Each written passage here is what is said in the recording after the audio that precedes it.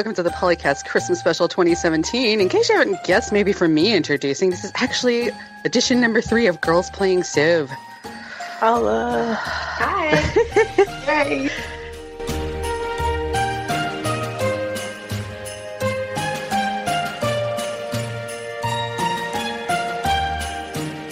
So with me is Annalie, also known as Cardamando to some of you who've listened for a long time.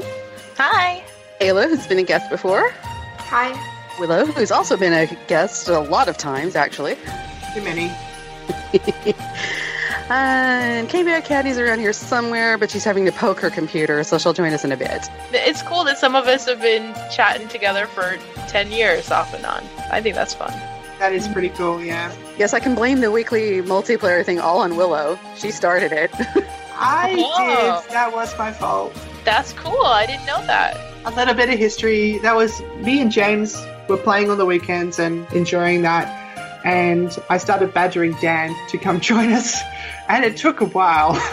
And eventually he did, and he loved it. Because we weren't playing competitively, we were playing cooperatively. And that's what birthed the whole Saturday thing of playing games cooperatively together. Which is not necessarily how it's done now. Ish. It depends on the game. I don't tend to play the games on Saturday anymore, but maybe this game will get me back into it. We'll see. See if the expansion will pull you back in. Yep. Civ 4 was very much a farm great people game. Well, you kind of can do that in this one, because sometimes you just keep getting people, and That's true. So the thing in the 5 is its limits. You know, once it's been redeemed, it's hard to get more and more of them. yeah, there is a limit to the pool, but still. But you still can get in that trend. If you're the only one producing a lot of culture, you will get great artists after great artists after Oh great yeah, artists. that's true. Yeah. And we I don't have have enough building slots to put them in, and so you're sitting there with a bunch stacked in your capital going, dee-dee-dee-dee-dee. Yeah, you're like, I need another library somewhere. I wish they had done huge orchestral music again in Civ 6 like they had in Civ 5, because that was my favorite thing in Civ 5. Music. I actually like the music in 6 because what it does is, like, as things build up, your music changes. It has the same theme, but there's new instruments and everything from it. Yeah, it goes from, it sounds fairly simple at first type of a thing, like you're playing it on simpler instruments, and then somewhere when you get towards the Renaissance and stuff, it does turn into more of an orchestral thing. I can't remember how the modern age is different. I know it's somewhat different, but I can't remember off the top of my head. Mm-hmm. But it's also nice that your background soundtrack also changes with what civilizations you met. Because when you're first sitting there all alone, you just hear your own Civ's theme. Then once you've met other people, sometimes you hear theirs in. Like if you've met China, you'll hear some of theirs. In England, you'll hear some of theirs, you know. Which I love. I love that.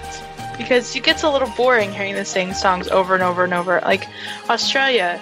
Well, I will say, though, it is bad if you're too close to your neighbors, because you'll hear, like, Australia's Waltzing Matilda for, like, 300 years. And then you do your version of it all the time? And then you go kill him just to get rid of the music. And then you kill him and the music still plays. Don't you know that? You can't kill Waltzing Matilda. You can't kill the music. That's a really good point. That is a good justification for going to war and committing genocide, is to get rid of a song. But it doesn't work. I've tried. Well, that feedback should go straight to Firaxis, you know? Apparently in the atomic age, electric guitars and synthesizers start to show up. Ah, okay. I never make it that far. Oh, most of you just playing on the weekend, and we only make it about as far as the early industrial. Do you think they could introduce that in, like, the medieval era? That would be good. Oh, electric guitars in the medieval era. Right? But I thought there were only guys on the internet. Yeah, apparently I'm the only woman on the internet, according to the weekend group. It's like, let me count. Yeah, actually, this podcast is all my different internal voices. Oh, that's really impressive.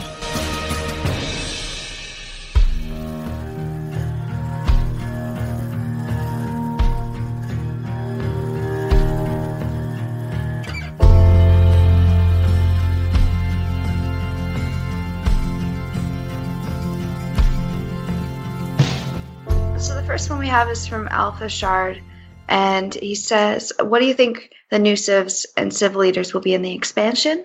Will the alliance system allow for co-op victories like permanent alliances in Civ 4? And what do you guys think about the new loyalty system and being able to flip cities again?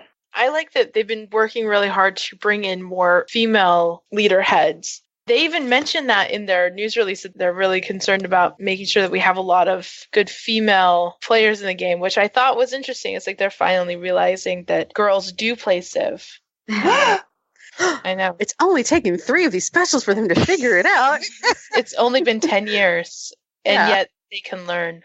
We strive to have a diverse and varied selection of leaders, and it is also very important to us to include female leaders. Women were often underrepresented in traditional historic accounts, and recent scholarship has revealed more and more of the fascinating, powerful women that live between the lines of the textbook. I love this, actually. I don't want to say that I'm necessarily a feminist per se, but I am in a way. You know, I do really appreciate when they include the women in the game and they're looking back through those lines of history, kind of saying, okay, who is influencing history that we don't usually talk about, and having the women being more represented. It's just a really cool thing. Now, I think that sometimes it seems kind of cliched. Like they're like, oh, we need a leader. Who should we pull? And they just pull somebody random. I do appreciate more when they pull in somebody who really was influential, even if we haven't learned about them until recently. Mm-hmm. There's so much gender diversity in history, and only recently has there been this attempt to kind of erase female history. And I don't even know where it came from or why. It's not like you can pin it on a particular region or political system or religion because, not very long ago, we had Victoria and Elizabeth directly from our civilizations now come from England. And yet somehow in our societies, there's this weird thing going on where, no, apparently women never did anything in history. And I don't understand how it happened or who's pushing that agenda. Yeah, we're literally like, women never contributed to science. Show me all these things women supposedly did. There's a long list. It's like even people who should have at least heard of Marie Curie, if nothing else. And computer science. Yeah, Ada Lovelace. And what's the thing? This is one of the wireless technologies. There was a lady that was an actress back in the first half of the 20th century who was one of the inventors of that, along with being an actress. Oh, yes. Hedy Lamarr. There we go. Hedy Lamarr, that's right. Yeah, a little bit of a shifting of tides, and it'll be interesting to see. I had never even heard of most of these Civ, and the fact that people are going in and researching and finding out more information, that it's really good to see. Some of the discussion that's come out as these female leaders have been announced is people have pointed out, maybe for the U.S. or Britain and stuff, in Canada, we haven't heard of them. But in those countries or in that region, this is a well-known history thing. It's just it hasn't been brought to big attention. It's like Jadwiga. Poland knows all about this. We didn't. And then suddenly, whole historical thing with her. So they're not just going through and researching for trying to find the first female leader they can find for each given civilization. They're actually looking for ones who had an effect on that country's history. Yeah. The educational value of civilization remains really, really good. The number of histories of civilizations and leaders and stuff that I've learned about from this game, and that has interested me in learning more about history. Civilization is one of the reasons that I do the Society of Creative Anachronism now, where I learn even more history stuff. They've never lost that part of the game that it inspires you to learn.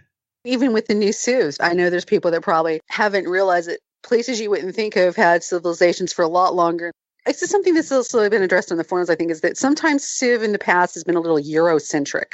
Mm-hmm. And so now we're seeing more of Asia, and we're starting to see some Africa and some of South America. And this is a good thing because then everybody gets to know these places and they may not have thought to look into before, or thought that you just heard of this place casually and you didn't realize that they had this really long history and a lot of places have buildings older than the U.S., but you know what I mean. My husband wrote his thesis on the role of women in bringing Christianity to England and to the northern Scandinavian areas, like the Vikings and the Anglo-Saxons and whatever. And so found that in that research that the women played the highest role in converting those areas, that they were the ones that were convincing their husbands, who are the kings or the leaders or the warlords or whatever, to convert. That was started to change the whole aspect of the religion and the culture of England and that far Western European landscape. Somebody in the chat is like, wait, we're supposed to be friends with the person sending us the carpet of missionaries? Well, I guess that depends. It depends. Have you decided to not do religion in this game and you were concentrating on culture or something? Well, then that's fine. It's an addition. Or the problem I have in most of the multiplayer games is the AI sending a carpet missionaries. And I'm like, you get back on your lawn. Get out. How many times did I tell you stop sending them? Okay, then we're going to do this the hard way. Ask nicely. Well, I know what's going to happen with the loyalty system. It's called trollololol. I think it's going to be really interesting in the sense of you could have players who are not so much warmongers and play more of a passive long game that could put strong governors in that and build up their borders and influence that way rather than having to go out and fight. I just hope it's not quite as flippy as previous times. I mean, don't get me wrong, I loved it.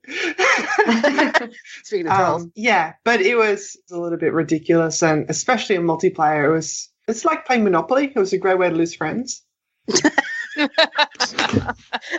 I did get into internet slap fights back in Civ 4 when we used to get flipping from that cultural type thing. You don't like my cultural bomb right next to your city? I always felt like they should have done demographics. Like, that's one of the things that they mentioned in this Rise and Fall is migrations. Maybe they've done that, where a percentage of your population is like, an immigrant or has different religions or that kind of stuff. And so you could see the way that your city's trending, and that could really, if you let it drift too far away from the core of your nation, then it could flip. Mm. Yeah, as long as they're going to make that transparent for us to see, because that's the one thing I worry about with the stuff in the user interface. Is it going to be like with religions overlay now, where you can see clearly how much pressure you're getting from another religion, and you know how long it's going to take to flip, so you have a decent enough advanced warning if these people are unloyal and they're going to flip? Yeah, I definitely think that functionality would be really helpful. You'd be able to see your problem cities right away. You could also maybe prevent that or go to war with them first, and steal their cities first. Well, that's always a solution, but sometimes we're trying to be peacemongers, There's no such thing as a peacemonger in a Civ game. Hey, I play a high religion game, so I like to not go to war and just put everything with influence. So. Which was easier to do, I think, in Civ 4 when you did have things like the culture bombs and you were able to capture more of your competitor's land just by having a phenomenal internal government. Whereas I think in later editions of the game, it's been a little bit harder to do that. And it's been almost more necessary to at least fight some battles rather than to be a full-born peacemonger, as it were. Mm-hmm. A peacemonger. I like that term. Technically, for a few minutes, we'll be peacemongers. I think it's really interesting, that idea of the loyalty flipping. I think that will add a kind of a new twist to the game, make it feel different.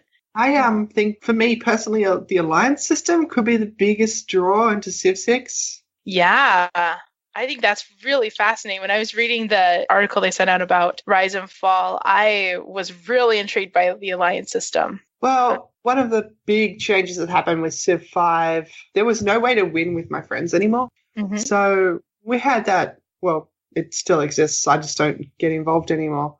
The Saturday gaming, which started out as Civilization, where we would all connect in and we would become an alliance and we would fight a whole bunch of AIs. And once we defeated the AIs, we won. And it was a lot of fun. And that disappeared in Civ 5. And wasn't in Civ 6. But with alliances, maybe that comes back. That's what I'm hoping. Even if we don't do this alliances from the start of the game anymore, it'd be nice to do like what we did in Civ 4 is when we got to a late stage of the game, set up a permanent alliance so at least two players could co-op win together. Mm-hmm. Mm-hmm. Yeah. There was something about alliances that I saw on a page somewhere where they broke it down to different kinds of alliances. Research, military, economic, cultural, and religious. Suggests to me that there's no victory alliance. So at some point, we're going to have to break it. This is almost like a research pact, except that you could do it for military, economic, and cultural and religious. So military alliance, you'll go to defense against each other, maybe go into war together, and maybe you get a discount on building units for a while. Certainly defense pacts make a lot of sense. There is the coalition of the willing that happened recently in modern times, so an offensive military pact makes sense as well. But unless they allow you to win by having an alliance of every kind. Unless that's part of the win condition for those victory conditions. Yeah. I'm suspecting the alliances won't be as much as what I want it to be. I would like them, like in the early game, to be like a mini UN. You get into this alliance, and within their sphere of influence, say, an economic alliance, you get to pick policies over time or remove them, etc. And then as you get bigger and bigger onto the larger world stage, things like the UN are essentially a specific form of alliance that encompasses certain verticals until you can create permanent alliances that allow you to win. I don't know. Mm-hmm. I suspect this is the area of the game that I will still not be happy with. Yeah, because I think there's still always going to be that little bit of code in the AI that it's like, you're trying to win the same way as we are, or you're trying to win full stop. I don't like you. And that your relationship decays over time, even though you're doing everything right. Yeah, as opposed to saying, hey, you're trying to win the same way as I am, and I really like you. How about we win together? Yeah, how about that? We're the same religion. Let's win religiously together. You spread and I'll spread, and we'll get everybody converted.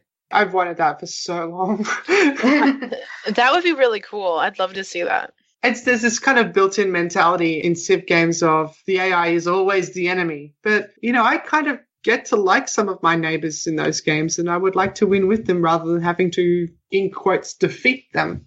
That's crazy talk. Well, you have somebody next to you that you start out with, and you end up being the same religion, and you're bros through the whole game. And you hear their music all the time. You're getting towards the end game, and they're trying to win in space, you're trying to win in space, and suddenly you have to die. Yeah. Back up or I'll shoot your kangaroo. Careful, the emu wars will happen. Yeah, you're going to lose. You can't win the emu wars. Nope. And I think it's interesting because this idea of you getting bonuses of a certain type from these alliances, because it kind of reminded me what they've been doing with the city-states in Civ 6, where you can... Oh, the Caesarians. Yeah, you can get maybe a little bit bonus in your faith or your culture or whatever based on who you have influence points with. But doing that with the other civs seems like it'll have a really interesting pull to the game, because you can then all focus on the bonuses you're getting maybe from that cultural or the religious, as they were saying, or military. A question in here from the forum says, I appreciate the fact that alliances are now intimately tied to your civilization you're allied with. If you break the allyship, though, you stand to lose out much bigger than before, and of course the allyship is continued, benefits increase. Emergency situations seem like they can be a love-hate relationship, which is of course realistic, but doesn't seem like too much of a band-aid of a fix to a runaway civ. Do you think an alliance will have a disadvantage too? By agreeing to join an alliance, you can no longer, I don't know, have a military victory or something like that. Or if you try to go to war, you have to get all your allies to agree. That's probably true. Yeah. Because right now with an alliance, because we do this in the multiplayer games all the time, it just means that if somebody attacks us, I'll declare war on them, but we can declare war on whoever we want. We don't even have to pull everyone else. That's a military alliance. And there's other kinds of alliances, trade alliances and stuff like that. Yeah. Science and stuff like that. Yeah. So it feels like if you're going to lock yourself into an alliance with other civs, there has to be a downside to that. Otherwise, why would you never not? Well, the downside is maybe you're limited in the number of alliances you can have. If later down the road you don't like this alliance anymore, maybe it's harder to get out of it. Like the longer it stands, the harder it is to get out? Yeah, maybe there's a severe penalty for getting out of it. Well, things like the UN, the nature of the alliance will keep changing as votes come in, and you might not want to be a part of that anymore. Yeah, something kind of like Brexit, where now, the divorce everybody clause. Hates Britain. Yeah. I mean, that's really been a negative thing for them. That may happen in Civ. You never know. I think that's analogous to losing the advantage of the alliance. So it might plus 10 to your economy because it's such a huge trading union. And then by leaving it, you lose that bonus. Yeah. I mean, that would just be a natural consequence, right? But I wonder if you leave it, it's not just a bonus. It's like, say, with the whole NAFTA thing, if US pulls out, the Canadian dollar is going to drop. So it could be like if you actually leave that alliance, you're not even going to be neutral. You're going to be in a negative. So everybody's going to want to declare war on you. Yeah. Because you're in a weakened stake. I'm really nervous about Canada declaring war on the U.S. for that very reason. Anyway, I think this comment mentions the emergency situations and wondering if there'll be too much of a Band-Aid. I don't think so. I think there'll be a new kind of challenge because you're going to have to decide whose side you're on, right? And if you all band together against this one person, you either all get that bonus or the person, I don't know, what are they calling it? Like the target will either get all of the bonuses. So I think it'll be just a fun challenge. I don't think it will necessarily fix it unless you play it really well. I think there's still a chance for the target to come out on top in that. I'm curious if it's kind of like how in Civ 5 you had those projects. You have to put some sort of like... I think like the Olympics research. And stuff. Yeah, that kind of stuff. Oh, okay. Oh, yeah. I know what you're saying. City production towards that project. That would make sense. Well, they talk about civilization launching its first nuclear weapon being an emergency, or converting a holy city to a rival religion. I was just trying to imagine other things. Maybe a plague could be an emergency. Well, Do you remember when SARS happened? It was planet-wide shutdowns of airports and stuff for a weekend. Yeah. Mm-hmm. In the actual video, it's the Black Plague. Like if you look at the Rise and Fall video, it was the Black Plague. So it could be different things like that, which could be quite interesting. Depending on the emergency, it could be affected by maybe you lose population. Mm-hmm. Depending on how much you put into the emergency, that mitigates how much population you could lose from this. So if you ignore it, you're going to lose a lot. If you put a lot into it, you might only lose a couple of pop. Do you think this might link into natural disasters? So if there is a volcanic eruption and a large chunk of the population of nearby cities is going to be lost, and that's over in somebody else's nation, you can give them money to deal with that. And so that's going to cost you over many years, but they're going to be very, very happy with you. That makes sense. Yeah, because you could have volcano, you could have hurricanes. Like in real life this year, all the money that's gone to Puerto Rico after they got hit. Yeah. Mm-hmm. Oh, it would be interesting to see what the designers do with this, because as I'm reading through everything in this expansion, it feels just like a brand new game. Yeah. Like a cool one, but just totally different. Guesses on civs that we might be getting? Like personally, I'm looking forward to seeing if the Shoshone come back. Boy, we can have them land grab more. I love the Shoshone. That seems like a far-flung fantasy. Like I think it was amazing they made it in to begin with, but or the Celts. I'll take either. Yeah, we haven't had the Celts in a while. I think we all kind of really want Genghis to come back. There's Mongolians in the cutscene thing in their video, so I'm like, come on, you can't tell me there's not Mongolians now. True. I think they probably do need someone else from the Americas. We've got, we have Montezuma, which is, everyone's favorite. And Brazil and America. Yeah. Whereas like Canada, whereas like maybe Argentina or Chile or somebody. Yeah, I think there's room for maybe one more American civ, in there. Mexico, maybe? That would be interesting. Well, we've had the Maya previously, so, Yeah. They're pretty big. I really don't know how a Canadian civ would be made. Like, we're not a warmongering nation. We'd be somebody with, like, high diplomacy, maybe. Yeah, but they had a destroyer, so... Yeah. If they can do Australia, they should be able to do Canada at this point. Come on, guys. That was just funny. I was like 1,000% not expecting that, and then that happened. I'm like, you're kidding. Yeah. I don't know. Who else could be in there? More Asian?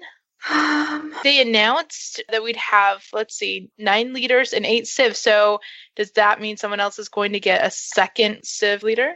It would be good if somebody else other than Greece had a second. Yeah. Which Greece are you? I'm trying to think of who they're more likely to put in. I don't know. Maybe England or America. They always seem to have a second leader head. There's a question from Canis saying what leaders should be added to existing civs. This I've been trying to figure out if it's 8 civs, or somebody coming in with 2 civs, or are they adding one? And I've been trying to think about that, but who are they adding to, if anybody? Maybe China. That's true. They could get Kim back in there. China's got such a huge history of so untapped in these games. Yeah, because there's Wu-Tang as well. Mm-hmm.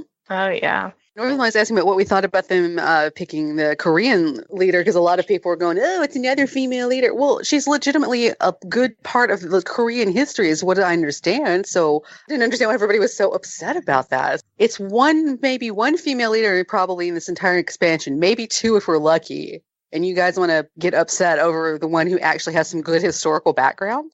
It's like being upset over Victoria originally. Victoria is a massive part of English history. People will get upset about anything. Yeah. Kelly. Like me connect. People will get upset about that. There she is. Hi. There was a question for Northern Lights. I wonder if we would see somebody more modern Civ leader like Merkel for Germany or something like that. I don't think they're going to do anybody contemporary, only because of the politics involved in that. Yeah. It's hard to say what their achievements are until they're done with the job. Mm-hmm. And how that ranks up against other people who have done the job in the past. I don't think they've gone past World War II. Yeah, that's where we're at. But that's still, within 60, 70 years, right? So fairly recent history. Yeah, I suppose they could go for somebody from like the 70s or something, or maybe even the 80s, because they've been out of office or long enough to have history evaluate them. But but there's still a lot of politics around them. Like if you think about like pulling Reagan out, as God. You know what I mean? A little. Right? There would be you'd lose like a good portion of your players. I don't think they're going to do anything that will risk really alienating any of their current players. Mm-hmm. It seems even to highlight... besides that, it's scary to do somebody who's still alive because you never know what they're going to do next week or next month. Oh, yep. As a leader, the challenges you face in the start of the 21st century are pretty different to medieval times. Mm-hmm. Yeah. Okay. There was another question from the chat, from the buzzing. Is anyone else noticing a pattern where Civ games launch with mostly militaristic options and expansions gradually add more non-militaristic options? And is that the core game experience being based around military, or is that players just stick with trending towards non-militaristic? Well, I think Civ 5 was definitely military, right? Very military. You can't argue that. It was all military and none of the extras were added till later. Mm-hmm. I think 6 started out a little more balanced. At 6 felt like a full game, whereas 5, after 4, 5 felt like so much was lacking. 5 really didn't come until its own until the second expansion. Yeah. In fact, I didn't enjoy playing the original Civ 5 at all. Whereas I love Civ 4 because I felt like there was more of variety in how you played the game. And Civ 5, I felt like all I could do was be at war the whole time. And Civ 6, I'm actually really enjoying again in the same way I enjoyed Civ 4. So I think Civ 6 is less militaristic than Civ 5 was. And I think that's a good trend. I think it's good to be balanced. I do like in the fact that the Rise and Fall expansion is like bringing things in like emergencies or like the Dark Age and the Golden Age. Like it'll be interesting to see how those play out. Great Ages. As you move between historical eras, you can trigger Golden Ages or Dark Ages or neither, depending on how successful you've been in the preceding era. Each provides its own challenges or bonuses. Rise triumphantly from a Dark Age, in your next Golden Age, you'll be an even stronger Heroic Age. So from that, I think that's like, even if you fall behind at some point, you might actually, if you do well in the next one, you could come out in front. Yeah, and you could deliberately slow yourself down with the Dark Age for a massive expansion afterwards in a Heroic Age. Mm-hmm. Oh, like slow yourself down and mostly build out some cities or something and slow your research and stuff down. So you sort of Dark Age, and then you get the Golden Age, and then the Heroic Age because you pulled out of that Dark Age. Yeah. Slingshot. Mm-hmm. Mm-hmm. I mean, the Dark Ages were very much a desire to not change anything, to be incredibly conservative and redefine their identity. And then when the Renaissance hit, everything was changing again. Yeah, the emergencies are really cool. That feels like a whole nother game to me. Feels like we're playing SimCity. Yeah, a little bit, yeah. Yeah, like it almost seems like a separate like mod pack or scenario pack or something. Like, and here's emergencies that you can trigger if someone is playing too well. You shake up the game a bit. I think it's a way of leveling the playing field out. Yeah, and make your games more fun as they go along. I think so often we don't want to finish our games because they start to get so predictably boring in the modern era or whatever. At least mine do. I don't know about anyone else's, but that's kind of my MO. I don't finish my games. But with something like this, I might. Yeah, because we have that problem even in the multiplayer game on the weekends, is that we get to a point where technically we know we've won, but it would just be another hour or two of doing the execution of going through the whole, we have to do this, we have to do that, we have to get rid of this thing. We know between all of us human players we have enough to crush that last Civ, but it's 12 a.m. Can we all go sleep now? Mm-hmm. And you have that problem in single player games too. You get to a point where you know technically you've won, but it's how many more hours of click, click, click, click. Mm-hmm. If you're going to spice up the clicking, that's good. I wonder what they really mean by Dark Ages, because the Dark Age really wasn't dark, and it only happened in Europe. Yeah. Golden Ages make sense, and we've had them in several versions of Civ.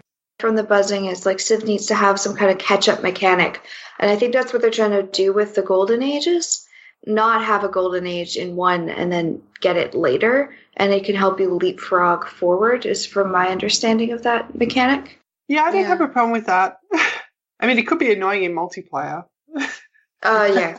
I'm just fascinated by the migration stuff. Because if there's disasters, then will that trigger mass migrations? Absolutely. I'm sending my people to your city, and you're going to take care of them. Just kidding.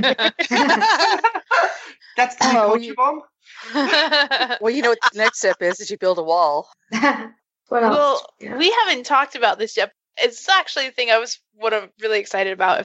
They're adding achievements back in, or they're calling them historic moments. Yeah, the timeline. Because This is cool. I'm really excited about this because I don't know if anyone else has done this, but where you circumnavigated the globe and you're like, ta-da! And there's nothing there, and you're like, come on, this is a big deal, guys. And nobody circumnavigated. cares. Where's my +1 movement? Nobody cares. Do you think it might get samey, though? After a few games, the timeline's just always going to look roughly the same? I don't think so. I think it depends. I think in multiplayer, it could probably be a lot more varied. But yeah, I think in the, like, if you're up against an AI, then yeah, it might turn into a little bit samey. I guess it depends if you play the same game every time, right? Are you playing the same way every single time? Guilty. I try not to because it gets kind of boring. But some people do. And if you play that way, then yeah, it's going to look the same. But does it matter if you enjoy playing that way? Mm-hmm. And if you want to shake it up, you can easily shake it up. You know, I guess you could challenge yourself, like, can I do that thing earlier in the game if I change the way I play a little bit? Yeah, I like the people that do history. The people that do the settler space race things, that kind of thing. Yeah. I think you can always challenge yourself some way, but I love that the game will still recognize that you'll get bonuses for being the first person to do something. I like that because I always like a good party, and I always like a good reward. The historical moments increase your era score, which then help you get the golden age for the next era. Okay. Yeah. The question is the AI aware of that, though? Because that's been a problem, I think, in other things before, that the AI doesn't necessarily know that it can do that or doesn't prioritize it properly. I found the AI smarter this one version than over 5. Like, there is times where they surprise me. Every expansion for every Civ game has always left the AI in the dust, though. Where, they put a lot of effort into the AI for the core game, and then they add a new mechanic, and then the AI doesn't really know how to use it. The buzzing brought that up about the emergencies, too, that it'll be interesting to see how the AI treats those. If they end up being just a penalty for being human, that'll be disappointing, but we'll see how that turns out. Hopefully the AI will deal with them properly, and it'll be good. We'll see. Those dang humans. I know. They ruin a perfectly good game every time. We haven't touched on governors yet. Oh, yeah. So this is going to be interesting because it played Stellaris. Have any of you guys played Stellaris? Mm-hmm. I don't think I've had much experience with their governors, though. Basically, you assign somebody as like your overseer to that city, and they'll give positives or negatives to the city. So like one could be a growth bonus, or another one is like they have a calming effect over the city, so maybe they're happier for longer. Or there's like increased productions and stuff like that, or border growth. Do you think they'll pass away? Or will they just stay there the whole game? Well, knowing Civ, they'll probably stay there the whole game. I guess later age governors might have bigger bonuses, which would give you a reason to retire them. Mm-hmm. Or even if there's the ability to swap them around or not, or if it's a lifelong position. King Chris 20 suggests that they might be a mix of great person or spy with decent benefits from great people. Yeah, I think that makes a lot of sense. And maybe you attract them based on what you've built in a city or inspire them. So maybe it's like a great person that it pops up only once you get access to that person, once it built it up enough that they're like, you know what? You're worthy now. Yeah. I could help you with that city over there you're having trouble with. Mm-hmm. Do you think it'll be linked to education, maybe? No, governance never has anything to do with education. Sorry. Well, they'll link it to something. I don't think that we have expanded enough in an early game, so it probably Renaissance-ish era somewhere in there. Mm-hmm. And then, of course, it also ties into their influence can help take over other cities and affect the borders and stuff like that. So that'll also be an interesting mechanic.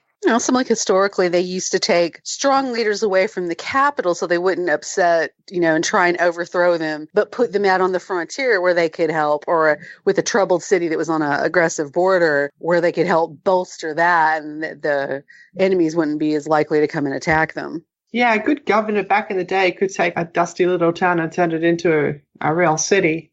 Mm-hmm. Just get that guy out of the capital before he throws me over. Pretty much, yeah. It was all about that untapped potential of some sort of resource or situation that, with the right kind of leadership, could actually be really good for a country. Yeah, so on the site here is like governors recruit and upgrade powerful governor characters with unique bonuses and promotion trees. Then assign them to your cities to bolster their output and reinforce loyalty. So I'm wondering if there's like a training part. So maybe it does tie in with education. And loyalty, which is a little bit scary. So if you're if you don't pay attention to your city, because it sounds like if you imagine every time your city grows in a population, you unlock another advancement for governor. So the bigger the city, the more governor advancements. As like a newbie player who might not necessarily pay any attention to that, they would get really screwed. I left the city over here on the frontier and I got distracted by war. Why did they flip? So are we all really excited for this? Yeah, I'm totally stoked for this. I am too. Yeah, it should be a fun game. That'll be cool. Yeah, it's a bunch of different things to change it up a little bit, just in case anybody was getting bored in any sort. Just like, not really, haven't figured out how to play with all the civs yet, so I'm not at the board stage.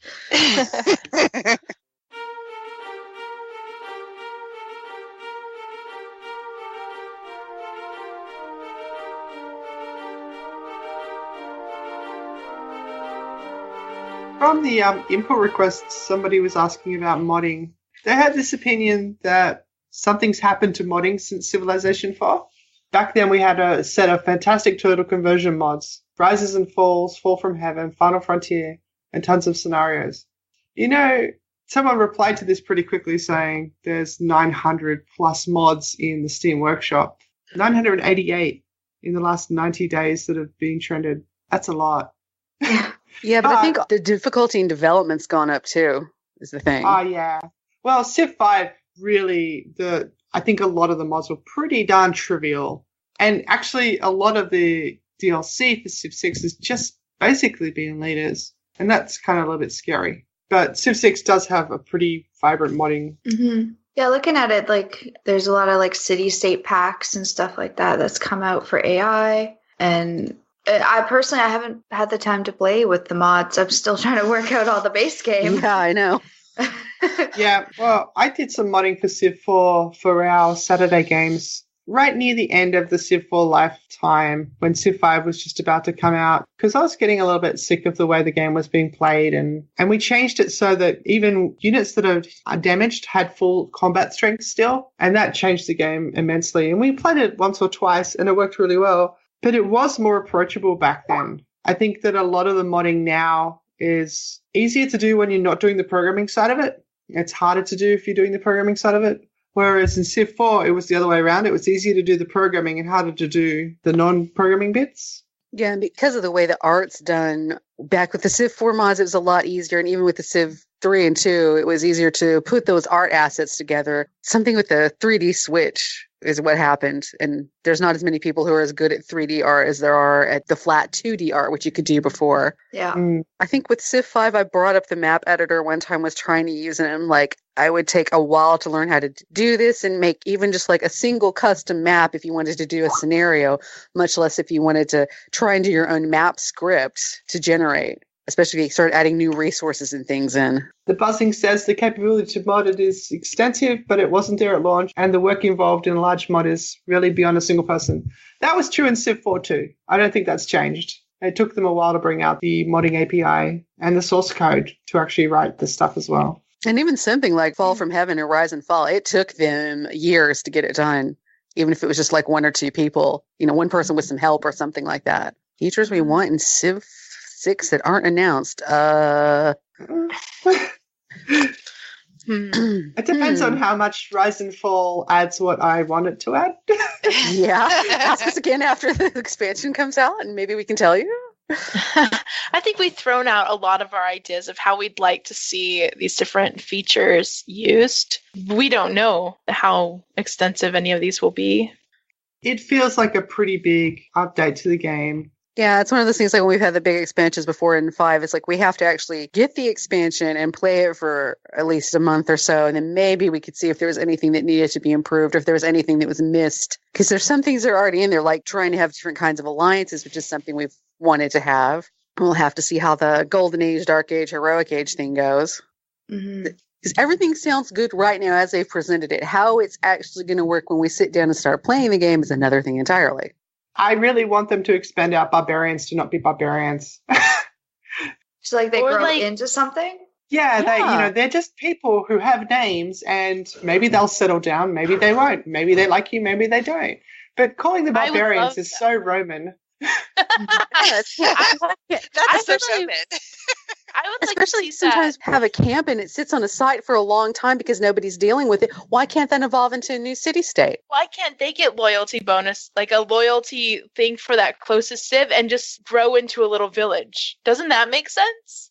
I think that would be great. There was a really interesting paper on the history of the Roman Empire, and they tracked the known historical moments, combat with, quote, unquote, barbarians, to the printing of gold and where that gold came from in the region. Because they could track where the gold actually came from and found that the printed coins matches up almost identically with conquering neighbors, essentially. So this propaganda of calling them barbarians is a huge injustice to history. I would just like it if they got rid of that name and did more with them. Yeah, I think they can be our barbarians for the first couple of years, but after that.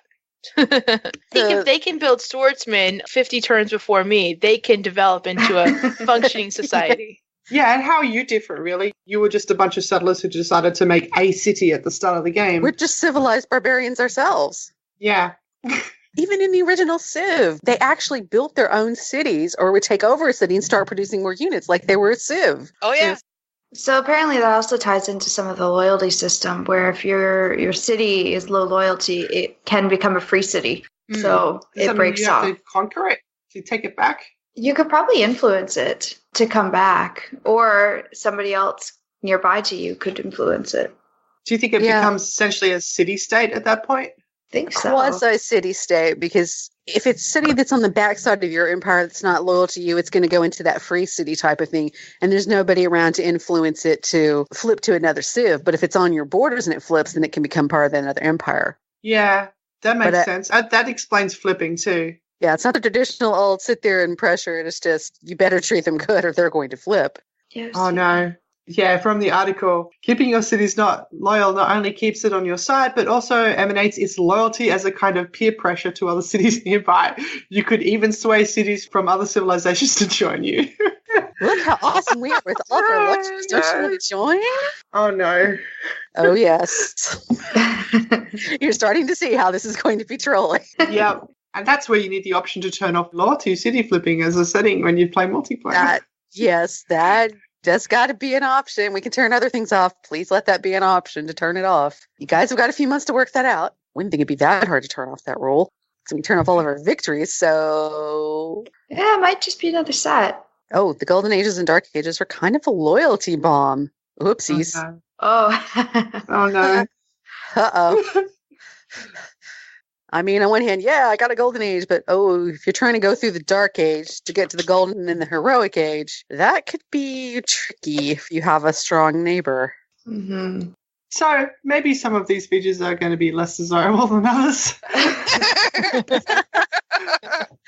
Possibly. Oh, the buzzing brings up a good point. It might be that you can't be influenced unless you're failing to manage your own cities, i.e. if your city is in revolt, it can be influenced, but if your cool neighbor won't make your city revolt.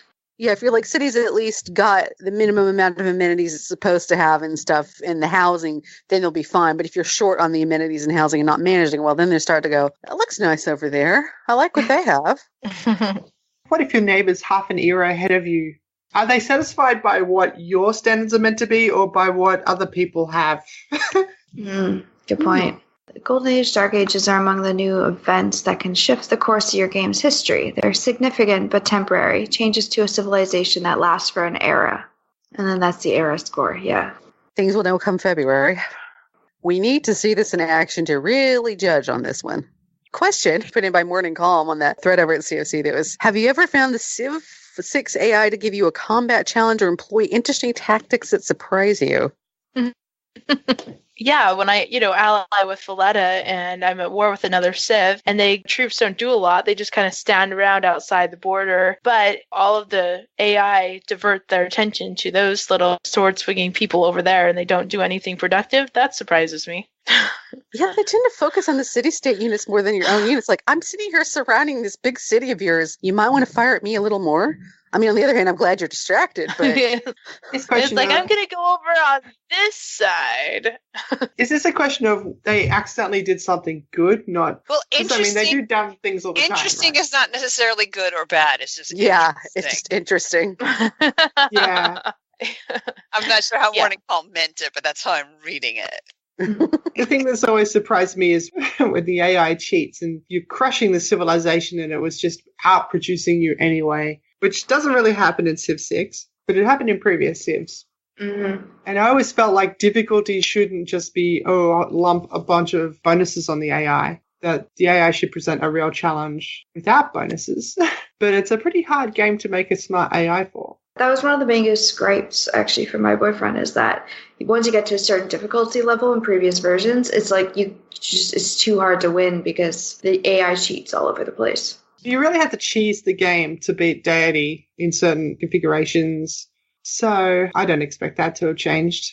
Yeah, it's always like it's been balanced around that medium level, and then everything outside of it is just pluses and minuses to the AI. Their production gets nerfed if you go to an easier level, and then they get bonuses if it goes to a higher level. Mostly I get surprised by dumb diplomatic decisions by the AI, and that's usually driven by this hard-coded desire to win because there's no way to win together. The whole, we were friends, but now we're doing a different thing, and no, to heck with you. Yeah, we've had thousands of years of peace together, but you know what? I want to win, I hate your so face. Get wrecked.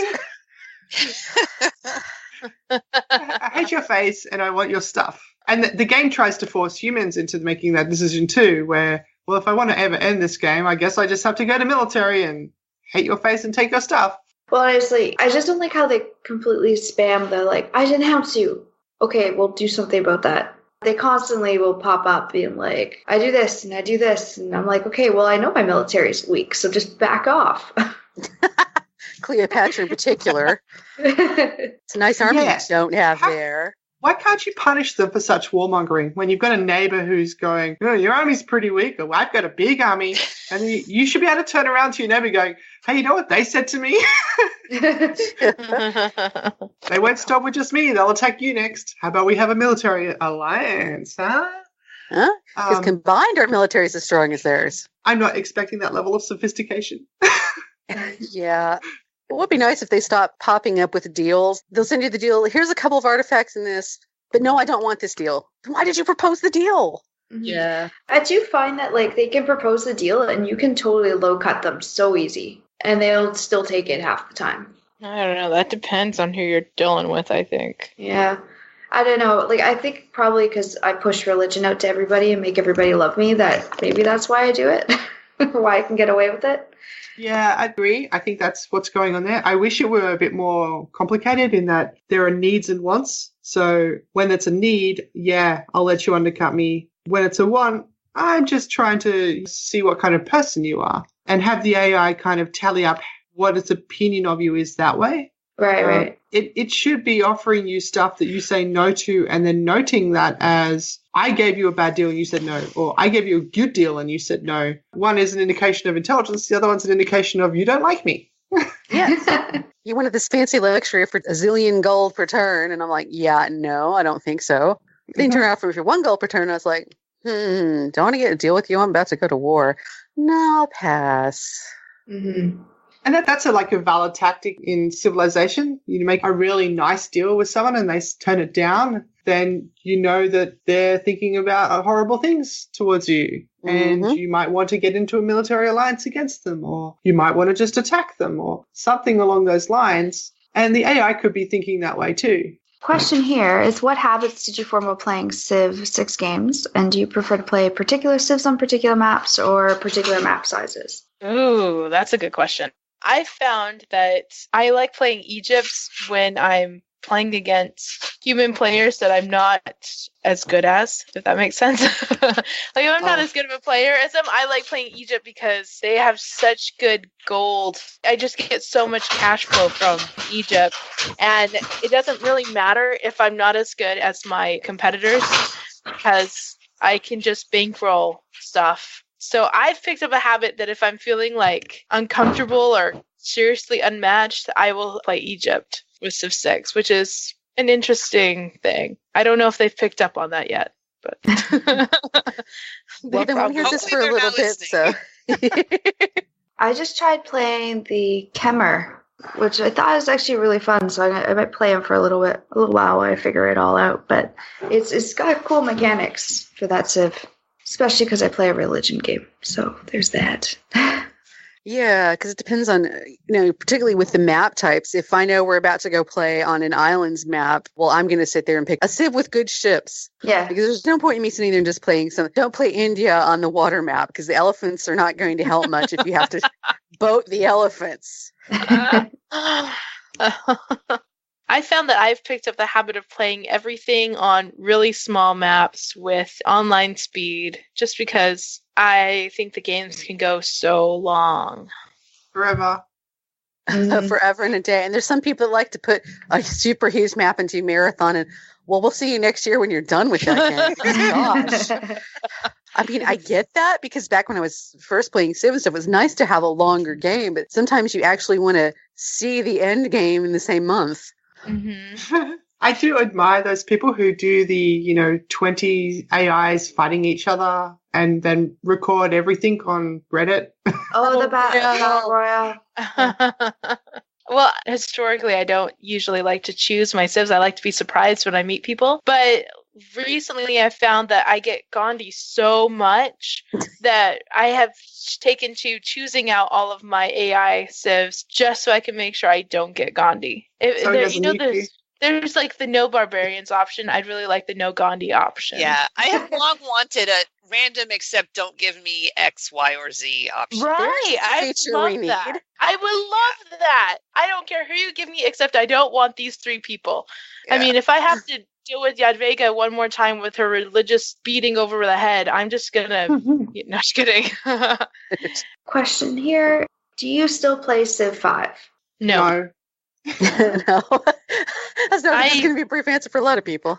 I wasted my money when I bought that game and only played it 3 times. Yeah, I never did play it much. Yeah, so Firaxis has got a long history of releasing Civ games that aren't quite good enough. And then after many, many patches and expansions, it becomes a full game that's like pretty decent. But Civ 5 was a bit different because by the time it became a decent game, not long after that, they brought out Civ 6, which had all of that stuff anyway. So it really wasn't a point staying with Civ 5 in any way, shape, or form. With Civ 4, we had this very long period that even after we got into Civ 5, we were still playing Civ 4 some weekends because was fully matured as a game, basically. We were waiting for Civ 5 to catch up. And then we didn't have a very long period where Civ 5 was good enough that we were wanting to play it all the time before suddenly, boom, Civ 6. I actually still play Civ 5. Not frequently, but I'll go in and load a game every once in a while. So. And then have it installed. We're definitely in the minority. Yeah. I'll tell you my favorite old-time governor story. During Civ 2, I used to play Civ 2 and my father did, all the way across the country from me. And then my sister, who's much younger and was still living with my parents at the time, told me that my dad used to play Civ 2 on his laptop. And when he would go out of town, he would leave the desktop computer playing Civ 2 so that my mom could go in there and hear the governors talking. So then it was like my mom didn't have to miss my dad because she could hear the governors talking to each other. And that was like my dad was still home. Oh, that's cute. He played Civ. But yeah, so my sister and my mom used to associate the sound of the governors with my dad playing his little game on the laptop. They had no idea what the game was, but the governors. Hopefully they're not annoying advisors like they used to be. I guess they were advisors then, but Many faces of Elvis. That's terrible. Civ 2 advisors.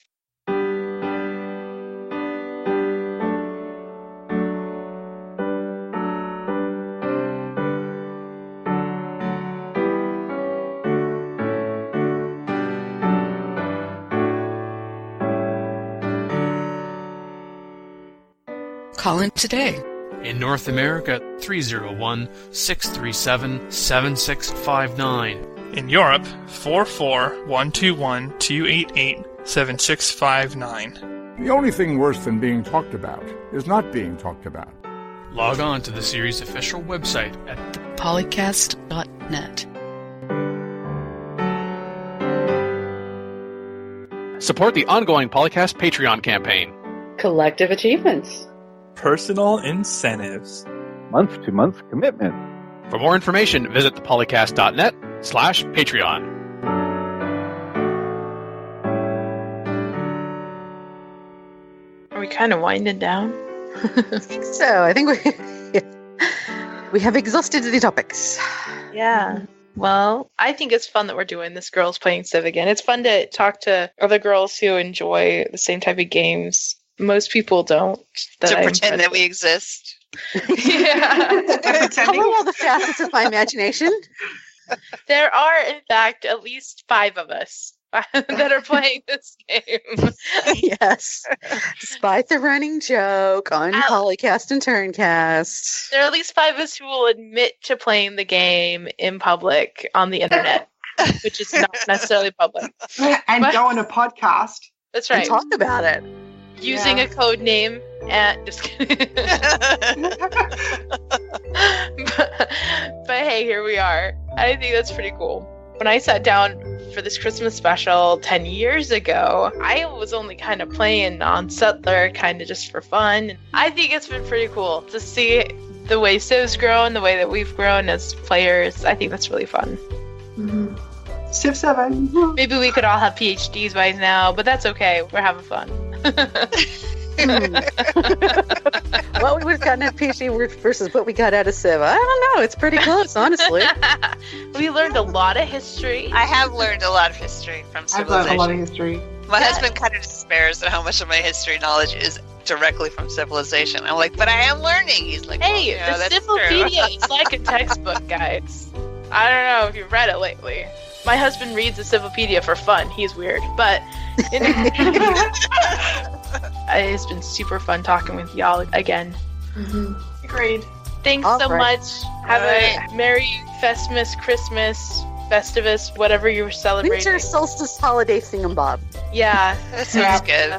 Internet people, this has been PolyCast Christmas Special 2017, Girls Playing Civ number 3. And we're just all going to wish you a very, very happy holiday season, no matter what you're celebrating. Or not celebrating. That's also cool, too. Happy playing.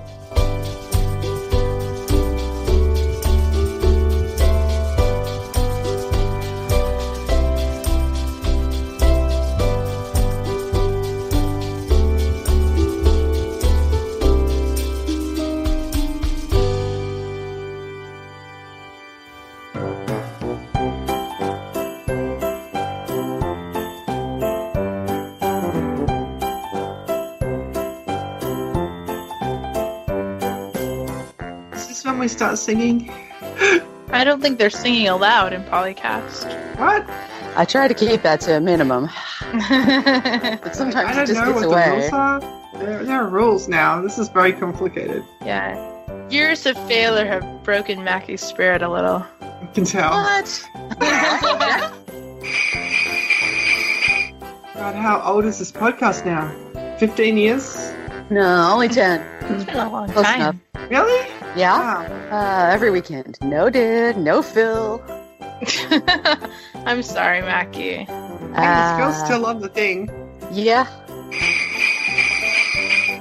Isn't he embarrassed that he's like a character that has a catchphrase? It's so embarrassing to have a Embarrassed of catchphrase. everything, Oh my right? gosh. Just kidding.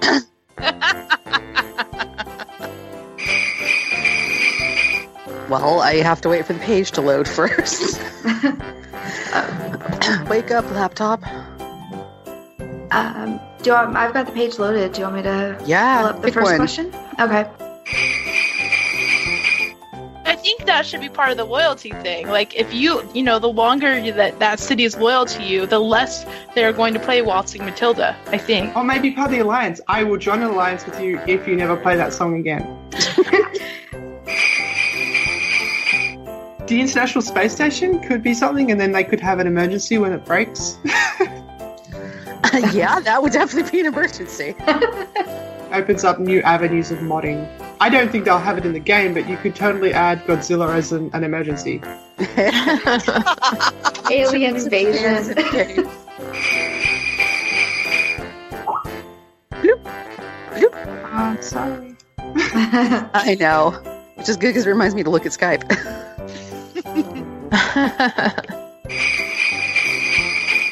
And I'm going to apologize. I got the dogs in here, by the way. Oh, click, click, click, click, click. Yeah. Wow, field trip much? Sorry. I work in cartoons. I make children's cartoons, so I'm sorry. I didn't mean that to be an insult. I was just teasing. I was just... Oh, yeah, totally. we're all gamers, right? That's why we're here. Yes. We do other things, but we also game. Yeah, I'm still at the choosing random civs to start my game. Yeah. Gandhi! Yeah. Can't have elephants and nukes every game. What? What do you mean? Who made that stupid rule? I think you're wrong. Yeah, it's like we'll find different ways to play something that they're like, well, I didn't think of that. Yeah, they have their external test group, but even that's not, I guess, big enough to cover all the variations that people like to do. Mm-hmm. Oh, well, it's also the question of whether or not they listen to them. There's that too. We told you this was going to be a problem. You didn't listen. Oh, it'll be fine. It's just you guys. Yeah, no. No. Of course, I think that's probably every external QA group to their publishers or developers ever, but... My husband is a historian by profession, and he studied, his thesis was on the role of women. We lost her. Oh no! Oh dear. Just as she was getting to their internet decided to act up again. Ah! I guess we should officially let the words. That's the thing that's happened in 10 years. I've gotten worse with words. Are you sure? I recall this from 10 years ago. Philosophical, damn it. I know how to say it, I swear. Well, Dan will edit it in later.